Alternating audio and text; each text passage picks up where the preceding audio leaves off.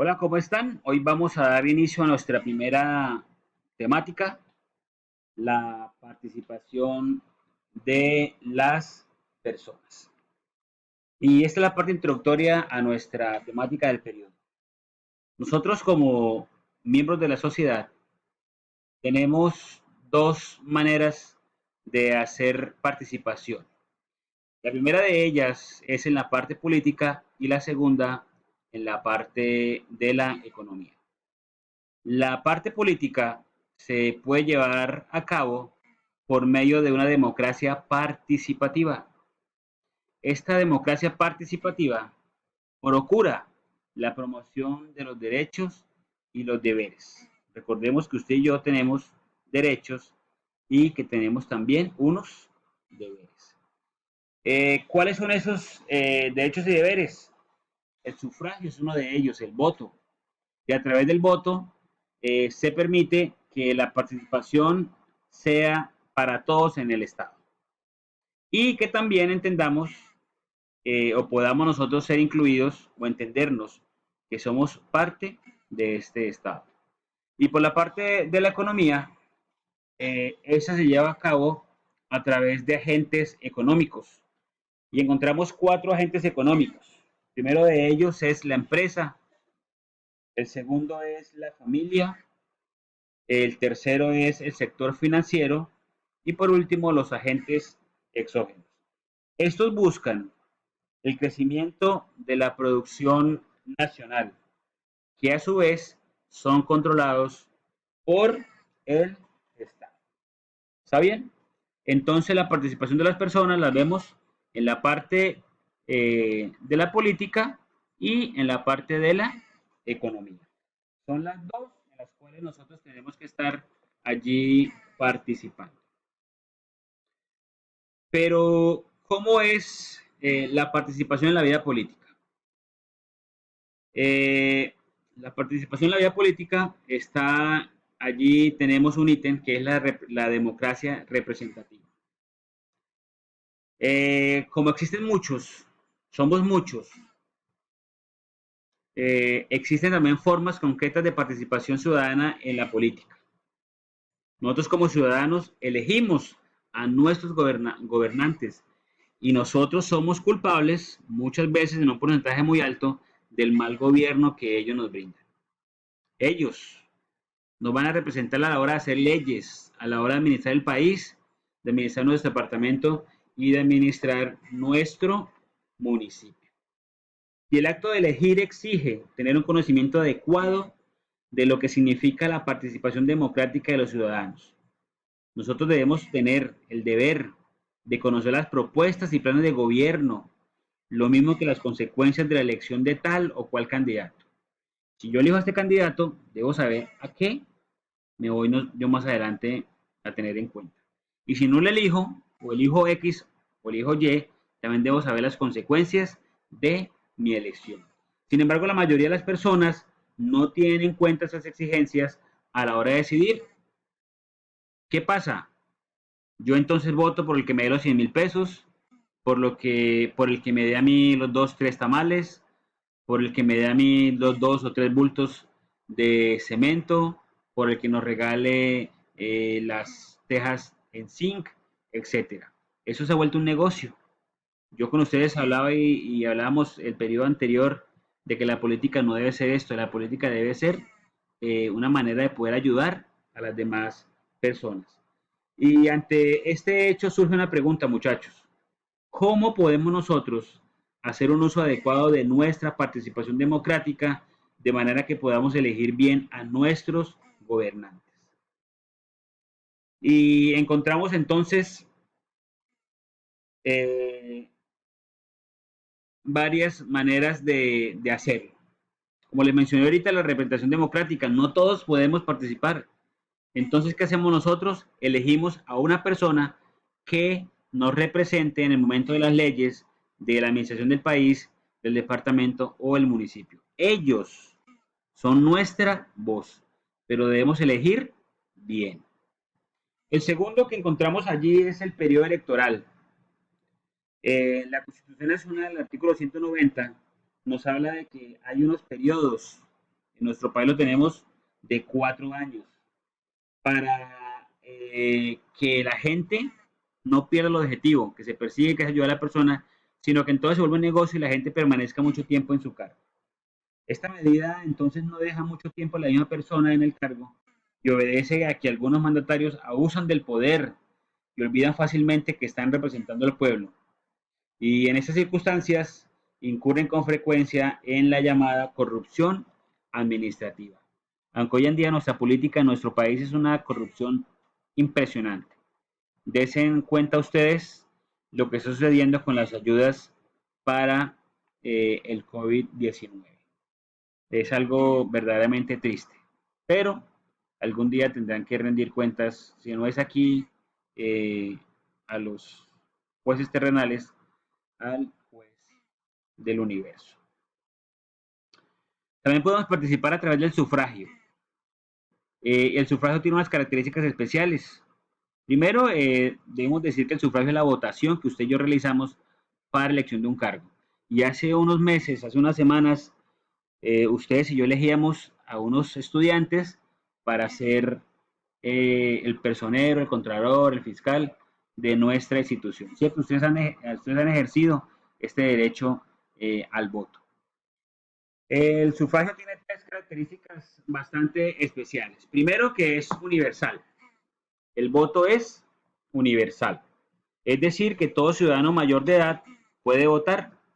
Usted seguramente no lo podrá hacer porque aún es un menor de edad, pero apenas usted tenga su cédula de ciudadanía, podrá ejercer el derecho al voto. Es universal. Segundo, el voto es secreto. Significa que solo usted puede saber por quién votó. Nadie más debe saber por quién votó, a menos de que usted ya una vez haya hecho ese voto, usted lo diga y haya dicho, bueno, yo voté por fulano de tal. Pero el voto es secreto. Por eso cuando usted, o ustedes no sé si han acompañado a sus papás a votar, es una urna, ya un lugar especial, solito, donde usted hace, donde su papá hace la marcación por el candidato de su elección. Y es opcional, es decir, el elector es libre de votar o no votar, ¿sí? O del voto en blanco, pero usted puede hacerlo, es opcional esta, esta manera de, esta participación, es opcional. Bien, hay algo muy importante y los pasos para una buena elección deben ser 4. Encontramos 4. Primero, deliberar. Deliberar. Quiere decir que usted y yo debemos reflexionar sobre los pros y los contras de los candidatos. No que porque el candidato es amigo de mi papá, amigo de mi mamá, porque el candidato es vecino nuestro. No, miremos con lupa qué ha hecho, qué es la vida de él, qué problemas ha tenido.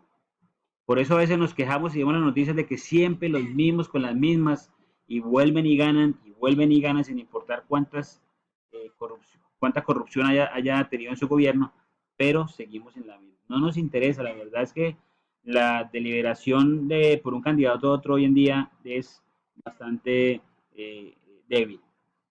Segundo, justificar, es decir, dar razón de los postulados del candidato preferido.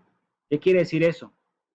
Debemos saber qué es lo que él va a proponer, qué está proponiendo, cuáles son sus tesis, cuál es su programa de trabajo para esos 4 años por los cuales se irá a elegir.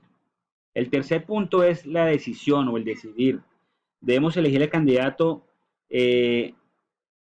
si es nuestro conveniente o si no, si vemos que los candidatos que se presentan allí ninguno de ellos cumple con lo que yo quiero, pues simplemente puedo yo decidir no votar o votar en blanco. ¿Sí? Votar en blanco. Pero pienso yo, Ari Merchan, que lo mejor sería votar en blanco. Eh, no ir a votar es que pocos elijan a una persona.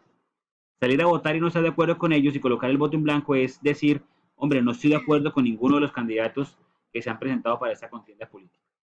Y por tercero, pues obviamente votar. Una vez hayamos deliberado, hayamos justificado, hayamos estudiado el plan de gobierno y hayamos hecho la decisión. ¿Nos conviene o no nos conviene? Y dentro de esto encontramos también unos sistemas electorales. Tenemos dos sistemas. El primero es el mayoritario y el segundo es un sistema proporcional. ¿En qué consiste esto? El sistema electoral es el momento de contar los votos o el escrutinio. Yo he sido jurado de votación y es bastante complicado y bastante delicado esta parte. Y debemos utilizar dos criterios para elegir gobernantes, el sistema mayoritario o el sistema proporcional. ¿En qué consiste el mayoritario? El mayoritario es una forma, o de la forma más simple, de contar votos. Y consiste en que entre los candidatos participantes gana el que más votos obtenga y así sea solamente uno más que el segundo, ¿sí? O sea, si el primero tiene, de los dos candidatos que hay, uno tiene un votico más, pues ese en el sistema mayoritario, ese gana. Y en Colombia, el sistema empleado se hace, o no sé, por gastar más dinero, la verdad, no sé, se llama una figura de dos vueltas, la segunda vuelta.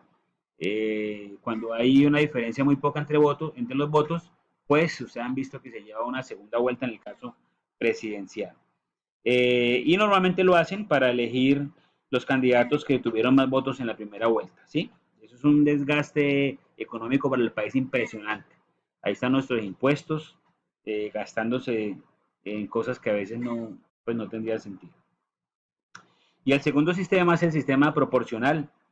El objetivo de este sistema consiste en obtener una representación de gobernantes un poco más equilibrada. Para el conteo de los votos, estos se dividen por el número de cargos disponibles o curules.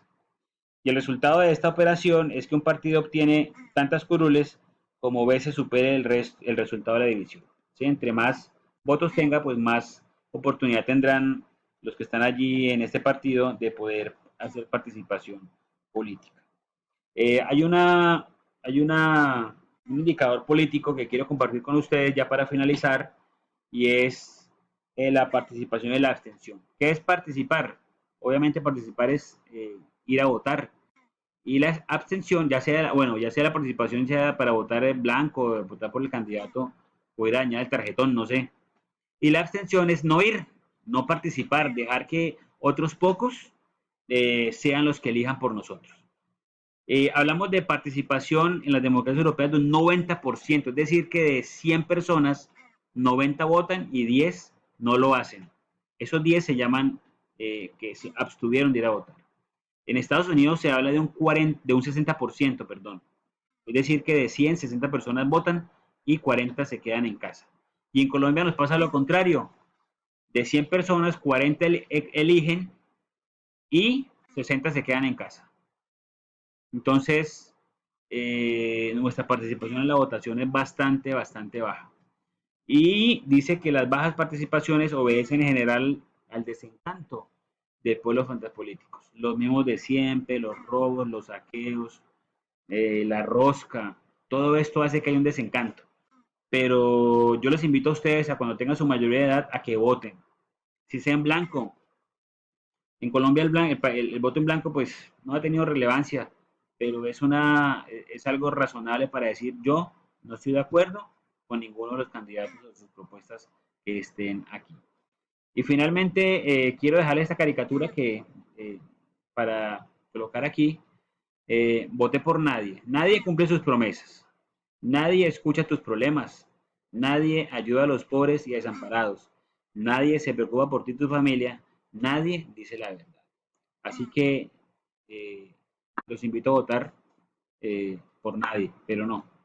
Yo quiero que ustedes ejerzan su derecho al voto cuando tengan la oportunidad de hacerlo.